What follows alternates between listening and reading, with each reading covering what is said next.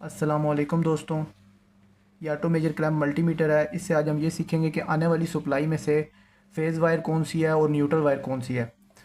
सबसे पहले हम रेड प्रोब को फंक्शनल जैक में लगा लेंगे और सिलेक्टर नोब से एनसीवी मोड को सिलेक्ट कर लेंगे।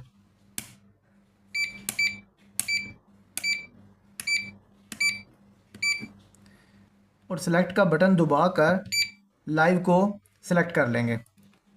अब प्रोब को आने वाली सप्लाई के किसी एक टर्मिनल के साथ लगाएंगे। ये पॉइंट फेज़ नहीं है, ये न्यूट्रल है। जब हम फेज़ पे लगाएंगे तो ये बीप करेगा, इसका मतलब है ये फेज़ है।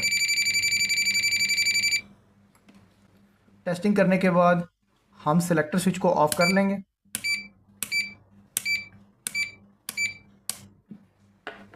और अगर हम टेस्टर से देखें तो ये नीचे फेज़ है और ऊपर न्यूट्रल है।